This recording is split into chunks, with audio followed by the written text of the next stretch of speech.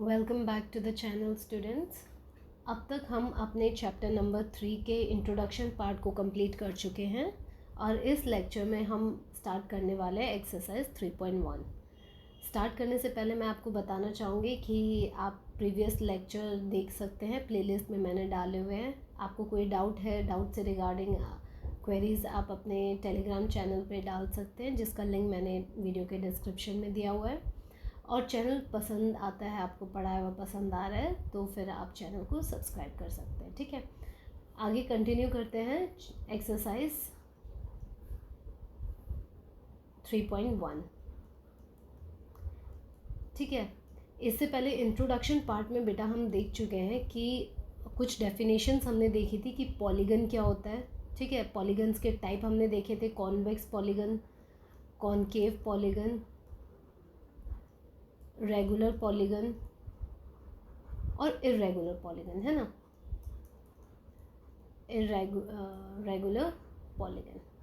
ठीक है, अगर आप लोगों को याद है तो बहुत अच्छी बात है, याद नहीं है तो क्विकली मैं एक बार रिकैप करा देती हूँ। कॉन्वेक्स पॉलीगन ऐसे पॉलीगन्स होते हैं बेटा जिनके इंटीरियर एंगल्स, सारे ऑल इंटीरियर एंगल्स जो होते हैं वो लेस देन 180 डिग्री होते हैं। ठीक है, लेस देन 180 डिग्री होते हैं। कॉनकेव पॉलीगन ऐसे पॉलीगन होते हैं जिनमें एटलीस्ट वन एंगल जो होता है वो ग्रेटर देन 180 डिग्री होता है, देन 180 डिग्री। ठीक है, रेगुलर पॉलीगन ऐसे पॉलीगन होते हैं जिनमें इक्वल एंगल्स होते हैं, इक्वल साइड्स एंड एंगल।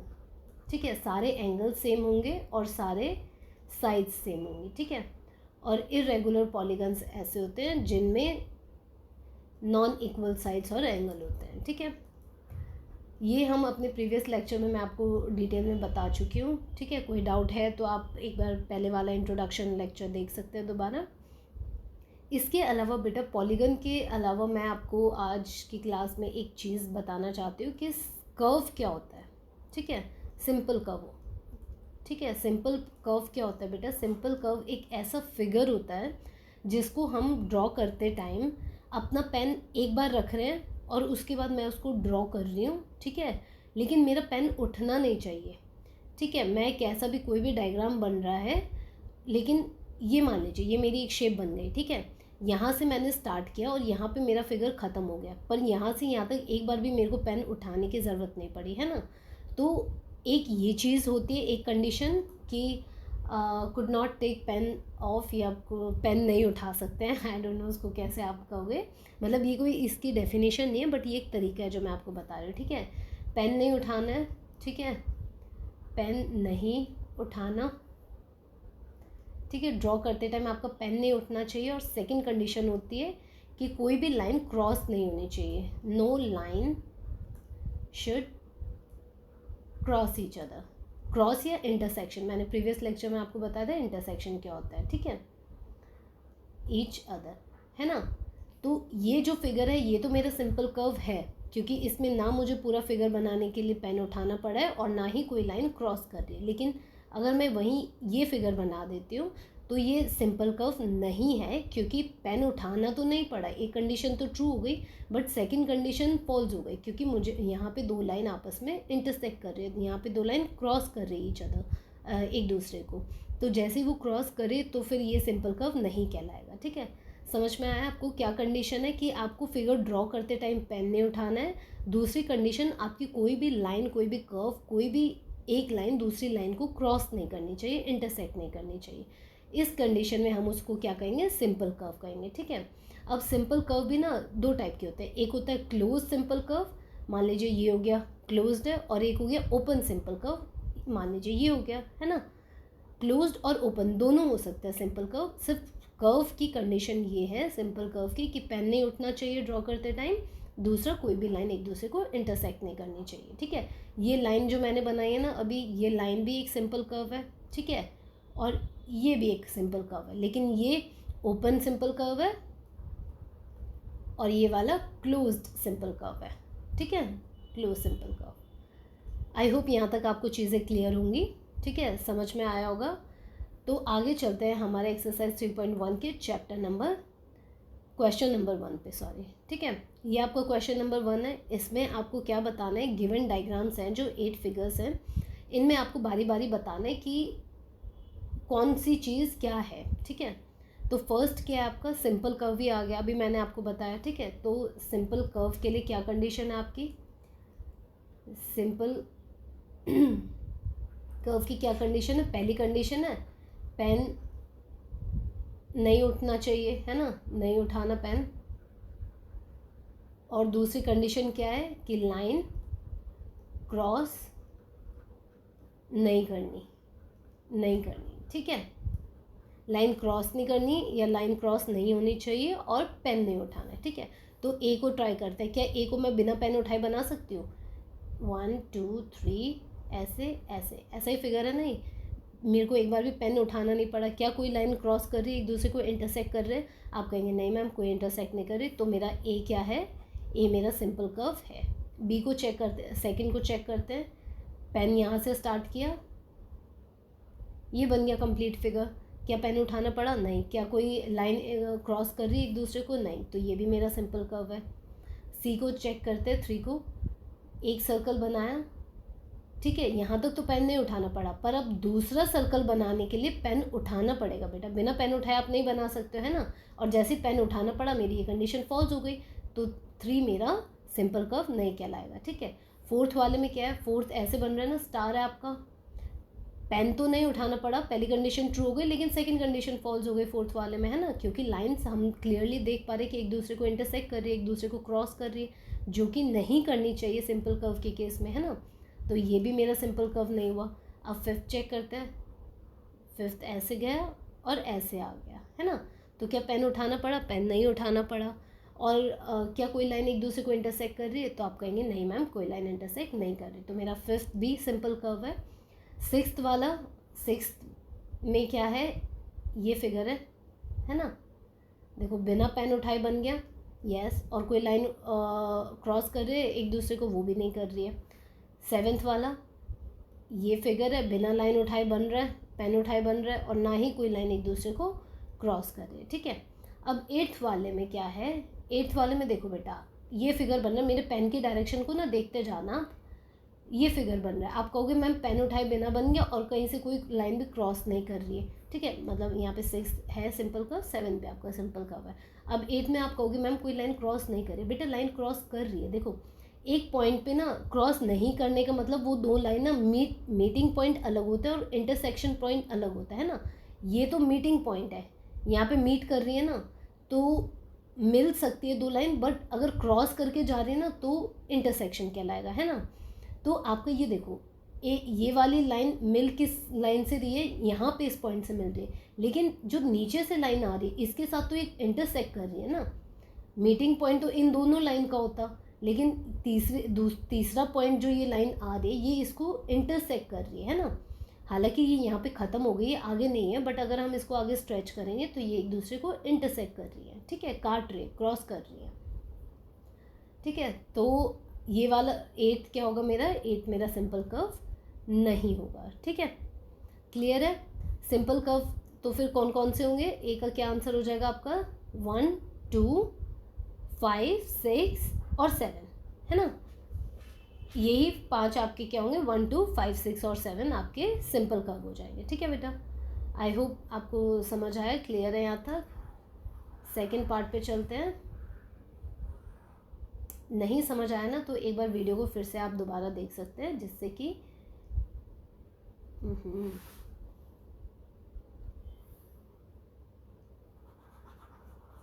आपको समझने में इजी होगा। दोबारा आप एक बार रिपीट करके देखेंगे ना वीडियो तो आपको क्लियर हो जाएगा और ज़्यादा अच्छे से।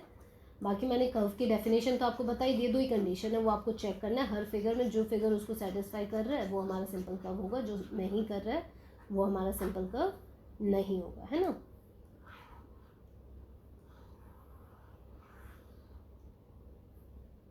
आ जाइए सेकेंड पार्ट को देखते हैं। सेकेंड क्या है, सिंपल क्लोज्ड कर्व। अब बेटा मैंने आपको अभी थोड़ी देर पहले बताया था कि एक होगा सिंपल, है ना, और एक होगा सिंपल क्लोज्ड। मतलब सिंपल कर्व जो है ना वो 2 टाइप के हैं, मैंने बताया आपको, है ना, एक सिंपल क्लोज्ड होगा और एक ओपन होगा, है ना। ओपन सिंपल कर्व, ओपन वाला कैसे, ये ओपन है, ये लाइन ओपन है ना, ये ज्वाइन में यहाँ पे, ठीक है, ये लाइन ओपन है, ये क्लोज सिंपल कर्व हो गया, ये क्लोज सिंपल कर्व हो गया, है ना आपका, ये 8th वाला क्लोज सिंपल कर्व हो गया, ठीक है। डिफरेंस समझ रहे हैं आप। कंडीशन सिंपल कर्व के लिए वही रहेगी कि आपको चेक करना है पेन नहीं उठ रहा है और कोई लाइन एक दूसरे को इंटरसेक्ट नहीं कर रही, ठीक है। कंडीशन वही रहेगी, लेकिन क्लोज्ड वाले में वो फिगर क्लोज होना चाहिए और ओपन वाले में वो फिगर कैसा भी हो सकता है, ओपन हो सकता है, ठीक है। तो अब हमें क्या चेक करना है कि सिंपल क्लोज्ड कर्व कौन से। अब देखो बेटा, सबसे पहले तो हमने देखा था सिंपल कर्व कौन कौन से हैं। तो फर्स्ट वाले में हमने चेक कर लिया कि सिंपल कर्व कौन कौन से थे सिंपल कर्व। एक सेकेंड,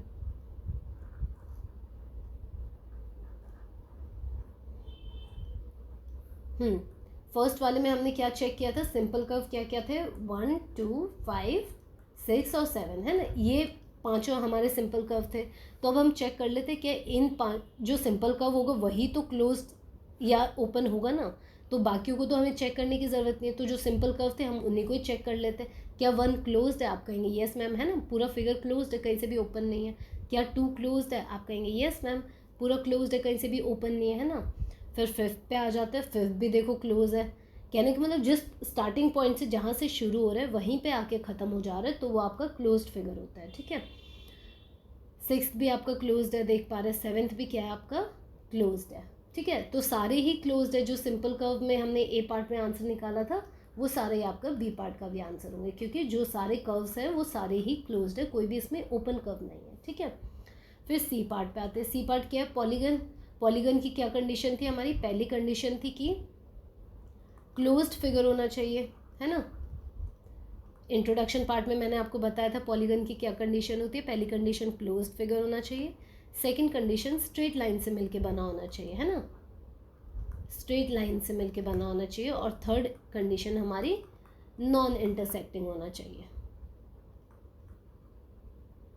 ठीक है, नॉन इंटरसेक्टिंग होना चाहिए। तो अब चेक कर लेते हैं फर्स्ट वाले को, क्या ये फिगर क्लोज्ड है, कंडीशन 1 सेटिस्फाई हो रही है, क्लोज्ड है। क्या ये स्ट्रेट लाइन से मिलके बना है, देखो सारी तो लाइन स्ट्रेट है ना, तो सेकंड कंडीशन भी सेटिस्फाई हो रही है। और थर्ड क्या है कि कोई भी नॉन इंटरसेक्टिंग लाइंस, है ना, कि थर्ड कंडीशन क्या है कि कोई भी लाइन ना इंटरसेक्ट नहीं होनी चाहिए, एक दूसरे को क्रॉस नहीं करनी चाहिए। तो क्या कर रही है, कोई लाइन हमें दिख रही है, कोई लाइन आपस में काट रही है एक दूसरे को, तो नहीं काट रही है ना।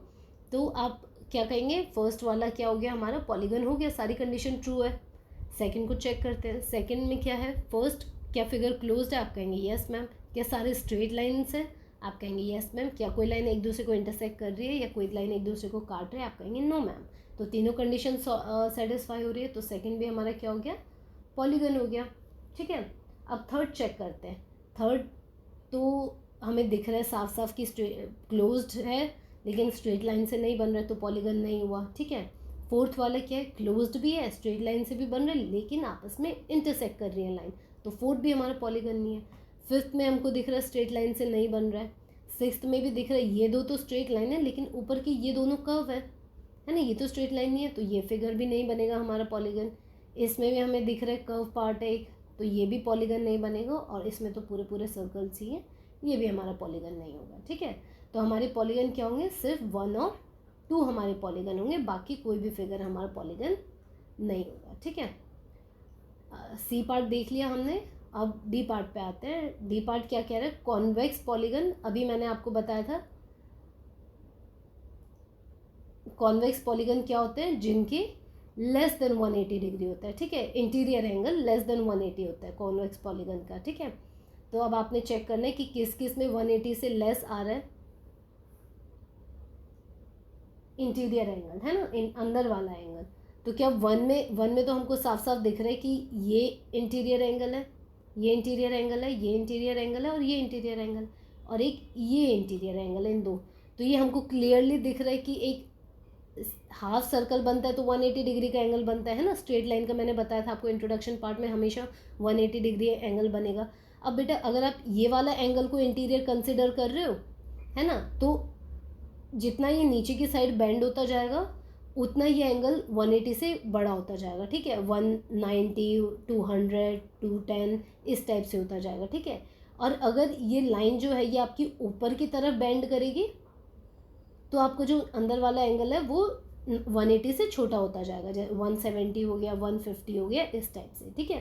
तो मतलब स्ट्रेट लाइन आप खुद देखो, इमेजिन करो, आप एक क्या लेंगे, स्ट्रॉ लेते हो आप, है ना, स्ट्रॉ लिया आपने, जैसे हम फ्रूटी वगैरह पीते हैं, स्ट्रॉ लिया आपने, क्योंकि उसी को ही आप बेंड कर सकते हो।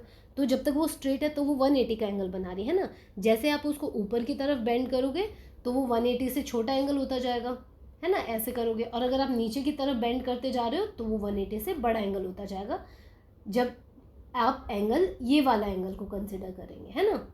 अगर आप बाहर वाले एंगल को कंसिडर करेंगे, मान लीजिए आप ये वाला एंगल ले रहे हो ऊपर की तरफ से 180, तो आप जब ऊपर की तरफ बेंड करेंगे तो आप देख रहे हैं 180 से एंगल आपका बढ़ता जा रहा है ना। और नीचे की तरफ बेंड करेंगे तो आपका 180 से एंगल छोटा होता जाएगा, जितना आप बेंड करेंगे उतना एंगल आपका छोटा, अंदर वाला एंगल लेना है ना, उतना आपका एंगल छोटा होता जाएगा, ठीक है बेटा, क्लियर है ये चीज़।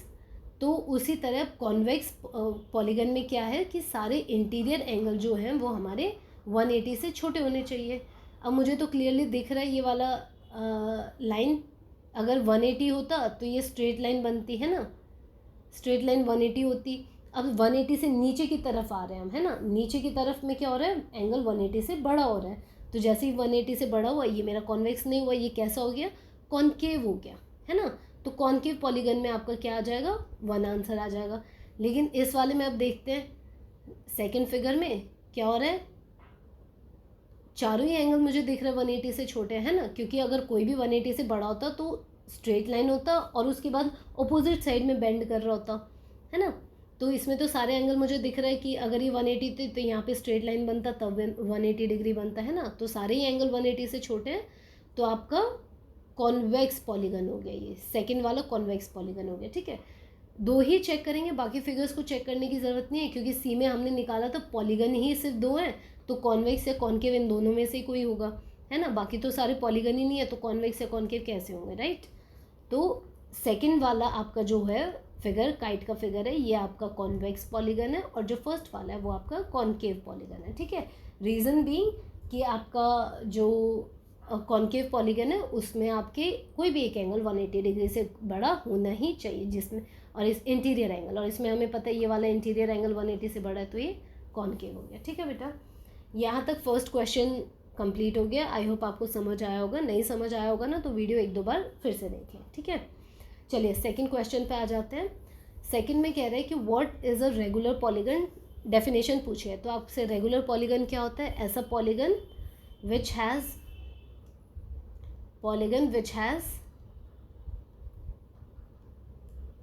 equal sides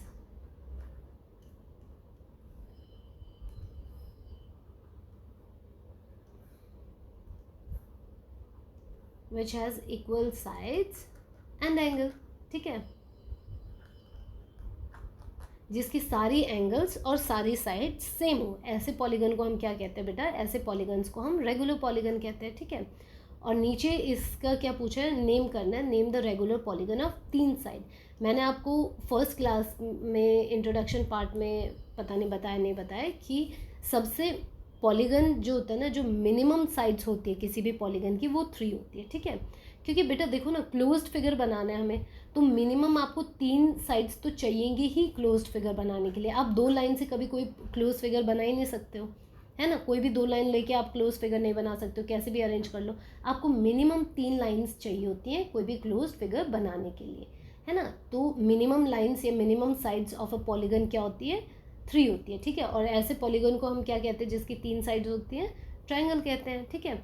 और यहाँ पे 3 साइड वाला पॉलीगन चाहिए हमें, यानी कि 3 साइड वाला पॉलीगन, 3 साइड वाला क्लोज फिगर, हमें पता है क्या होता है, ट्रायंगल होता है। लेकिन आगे क्या लिखा है उसने, रेगुलर लिखा है। रेगुलर का मतलब इक्वल साइड होनी चाहिए और इक्वल एंगल होने चाहिए।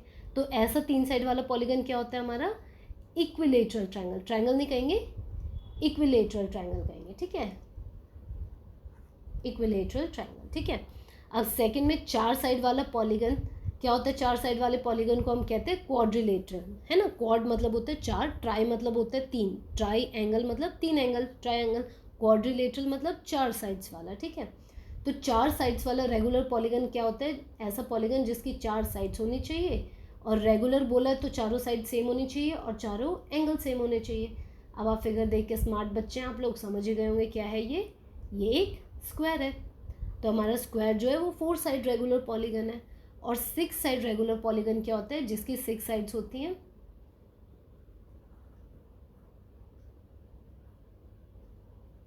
ये हमारा क्या कहलाता है? हेक्सागन कहलाता है ना, जिसकी सारी 6 की 6 साइड सेम होती हैं और सारे एंगल्स सेम होते हैं, है ना। तो ऐसे रेगुलर पॉलीगन जो 6 साइड का होता है उसको हम क्या कहते हैं? उसको हम कहते हैं हेक्सागन, ठीक है।